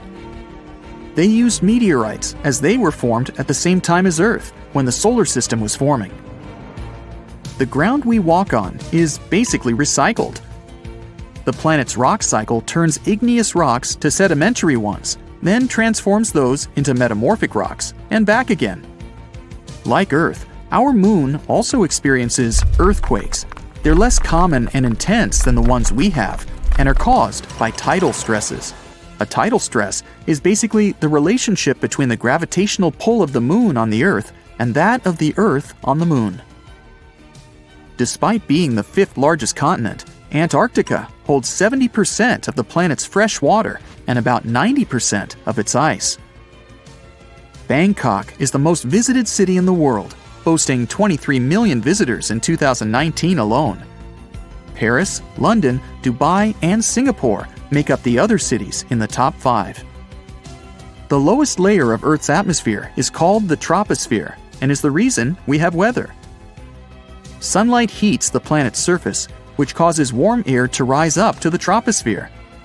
This air then expands and cools as the air pressure decreases and sinks down, where it is then warmed by the Earth again. Coral reefs are the largest living structures on the planet, with some even being visible from space. Coral reefs hold the most species per area of any of Earth's ecosystems, even more than rainforests. Earth got its name around 1,000 years ago, and it comes from the German word meaning the ground, but there's no evidence to show who actually named it. Of all the planets, Earth is also the only one which is not named after a Greek or Roman deity. The deepest point of the ocean is the Mariana Trench. It's a whopping 7 miles below sea level. Coastlines cover about 20% of U.S. land, but are home to more than 50% of the U.S. population. The Earth isn't actually a sphere. It's more like a squished ball that bulges at the equator. The bulge is caused by the force of the Earth spinning, which makes the north and south poles slightly flat. The Earth spins on its axis, which is basically an imaginary straight line. Earth has seasons because the axis is tilted, causing the sun's rays to hit different parts of the planet more directly, depending on the time of year. If the sun was as tall as a standard door, the Earth would be around the size of a nickel. The Earth's rate of rotation is gradually decreasing. It's happening so slowly that it would take as much as 140 million years for the length of a day to increase to 25 hours. Get equipped for any season with brand new Brightside merch. Click the link and grab your print. The biggest animal on Earth is the Antarctic blue whale. It can reach lengths of 100 feet and weigh up to 400,000 pounds, which is around the same as 33 elephants. The temperature at the center of the Earth is around the same as the surface of the Sun, at almost 10,000 degrees Fahrenheit. Earth is around 10,000 times older than humans. Earth is around 4.5 billion years old, whereas humans have been around for, at most, 450,000 years. There are around 34,000 known species of fish. The actual number is way higher though, as a whopping 95% of our oceans still haven't been explored. America's Route 66 is longer than the journey to the Earth's core. The distance to the core is roughly 2,000 miles. Route 66 is almost 2,500 miles. The Earth is made up of 3 main components: the crust, the mantle, and the core, which is divided into the outer core and the inner core. Scientists have estimated that there are around 8.7 million species on the planet. Out of this, between 1 to 2 million of these species are animals. But roughly 86% of land species and 91% of fish have yet to be discovered by humans. Ancient astronomers used to think that the Earth was the center of the universe. For 2,000 years, they believed the Earth to be static, while other bodies traveled in orbit around us. In 1543, Copernicus published his sun-centered model of the solar system. Earth is the densest planet in the solar system. The density varies across its different crusts, but the planet's average density is just over 3 ounces per cubic inch. Mount Everest is the highest point on the planet. Its peak is the highest altitude above sea level at around 5.5 miles. Each year, 1 septillion crystals of snow fall on Earth. That's a trillion snowflakes. Snow covers about 31% of Earth's land area each year. Of Earth's water, only around 3% is fresh water. The other 97% is salted. Of that 3%, about 2% is frozen in ice and glaciers. So, less than 1% of the planet's fresh water is actually in lakes, rivers, and underground. The world's largest inland body of water, or lake to us normal people, is the Caspian Sea. It has an area of 140,000 miles squared. The world's deepest lake is Lake Baikal in Russia and is 5,300 feet deep. Earth's atmosphere is roughly 78% nitrogen and 21% oxygen, with small amounts of water vapor, carbon dioxide, and other gases. No other planet is believed to have this much oxygen, which explains why Earth is the only planet where life has been discovered so far. Apart from the Moon, there are two asteroids in co-orbital orbits with Earth, sometimes called Earth's second moon. 3753 Cruithne is an asteroid that looks like it's following the Earth in orbit, but it's actually following its own path around the Sun. 2002 AA29 is another asteroid which makes a horseshoe orbit around the Earth that draws it close to the planet every 95 years. It happened in Iceland on Friday, March 19, 2021 at 8:45 p.m. About 20 miles southwest of the capital. Molten rock suddenly burst through the surface from below. Bright lava fountains then lit up the night sky. A volcano in this valley finally woke up after almost 800 years of sleeping soundly. We divide volcanoes into three categories: active, dormant, or extinct. Around 1,900 of them around the globe are considered active. That means they've erupted in the recent past and will likely do it again in the possible near future. Dormant volcanoes haven't popped off for a long time, but they still may in the future. You could say they're sort of sleeping. As for extinct ones, those guys haven't done anything in more than 1 million years. The eruption in Iceland wasn't super explosive, and this all happened 6 miles from the nearest town, so everyone was perfectly safe. Many even came to see it up close, while other brave visitors tried to fry eggs and bacon on the lava. Just be careful not to burn your breakfast black. Lava can be over 2,000 degrees Fahrenheit. It burns everything in its path. Yet it also produces some of the most fertile land for agriculture. This eruption gave a relatively small amount of lava at first, but it's been spreading across the valley in different directions, forming a sort of shield that's constantly growing. You can never really predict how fast a lava flow will be until you see it. It all depends on how thick it is and how steep the mountain slope. Lava can ooze slowly at about 20 feet a minute, a fraction of the average person's walking speed. Or it can flow as fast as 30 miles per hour, which even the fastest person on Earth can't outrun. But the lava isn't even the most dangerous thing about volcanoes. That would be the toxic gases spewing from the eruption. And those spread faster and further than the lava flow. Luckily, in Iceland's case, the wind has been blowing these gases away from residential areas. Scientists weren't surprised this volcano erupted. They knew it was coming. Increasingly stronger earthquakes had been shaking this area for the past 15 months. There were 50,000 earthquakes within just the 3 weeks leading up to the eruption. That's 100 per hour. The volcano has been active since March, and geologists say this could last for weeks, months, years, or even decades of constant eruptions in the area. Mount Shasta is in the top 5 most dangerous volcanoes in the U.S., so geologists are keeping a close eye on it. The last eruption was in 1250. I wasn't around then, but this volcano erupts every 600 to 800 years. Which means, tick-tock, we're due any day now. About an hour from Portland, Oregon, there's an active volcano that last erupted in the 19th century. Next time it goes off, scientists think it'll produce larger amounts of ash and dust. This could cause an electrical blackout and make water unsafe to drink in the area. But the experts pay close attention to Mount Hood. They'll be able to give plenty of warning so people can react in time. Kilauea is one of the most active volcanoes in the world. It's been erupting almost constantly since 1983, making it also one of the longest eruptions known on Earth. It's the youngest land volcano in Hawaii. Volcanoes can take thousands of years to form, but others can pop up practically overnight. A volcano in Mexico just erupted in an open field in 1943 and started growing from there. Within a year, it was almost 1,500 feet tall. When the eruptions finally stopped 9 years later, the mount had reached a height of over 9,200 feet. Mount Fuji is an iconic symbol of Japan. The last time it erupted was in 1707, and it sent a shower of burning rocks as far as 60 miles away.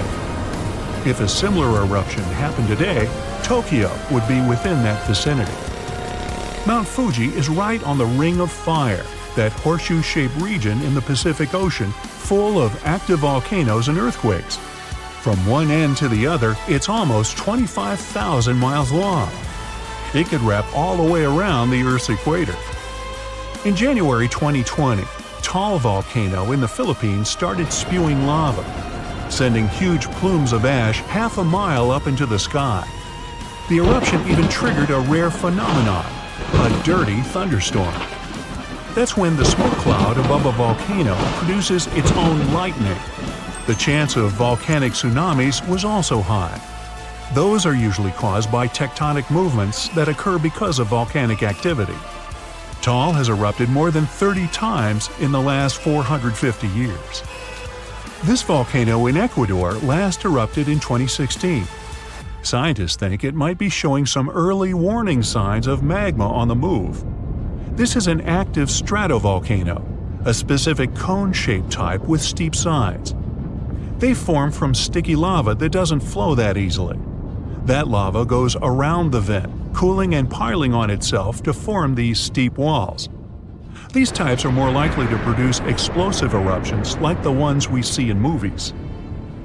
Ruapehu is the oldest national park in New Zealand, a volcanic wonderland where you can closely see all those steaming craters, magnificent lakes, and unusual rock formations.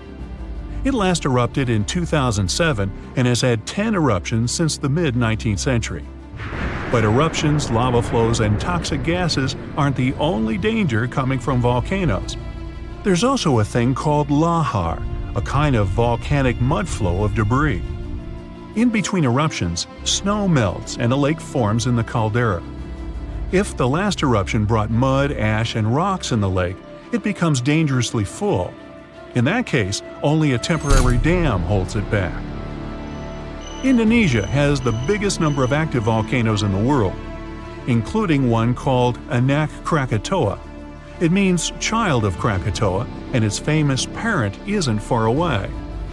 A huge tsunami in 2018 partially woke Junior, a scary thought since Senior had one of the most powerful eruptions ever seen on this planet in 1883. Krakatoa's boom was the loudest sound ever heard. People over 2,000 miles away could hear the explosion. The sound wave circled the globe 7 times, and scientists say it's hard to predict this volcano's eruption patterns. Mount Fissure in Vanuatu is one of just a few volcanoes in the world where you can see a lava lake. Tourists even go there to peer over the edge and get a look at the burning, bubbling lake below. Well, except for when the volcanic activity goes to levels 3 and 4 out of 5. That means there are more intense earthquakes, volcanic tremors, or steam, gas, or ash ejections. Then this place is off limits because, duh. This volcano in the DR Congo has the most active and largest lake volcano in the world. And all that lava is unusually fluid, meaning it travels faster and further than the stuff coming out of most volcanoes. It's certainly not amongst the tallest ones, but Ethiopia's Erta Ale is unique in that it has a lava lake almost constantly, which is pretty rare. The locals call it a smoking mountain because its lava lake often causes eruptions. This volcano is near the Danakil Depression, one of the hottest places on our planet. Merupi has been erupting on a regular basis since the mid-16th century. This volcano helps scientists do crucial research on how eruptions work and how they can warn people in time. After it was dormant for a while, this volcano in central Mexico sprang back to life in 1994. Ever since then, it's been producing huge mud flows and strong explosions in unpredictable intervals. In the past, enormous eruptions coming from this giant buried entire cities in pyramids. Imagine staying in a hotel and waking up to the magnificent view of a massive volcano covered in glowing rivers of lava and clouds of ash. When it lets off heat, visitors to this area in Guatemala take a chance to roast some marshmallows there. One of the most active volcanoes on Earth is on a small island north of Sicily. Stromboli has regular explosions, together with glowing lava coming from vents inside the crater.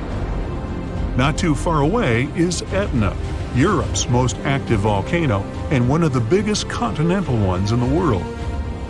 By the way, Earth definitely isn't the only planet with volcanoes. The largest one in our solar system is on Mars. It would cover the entire state of Arizona, and it rises nearly 3 times higher than Mount Everest. Ooh, don't look down.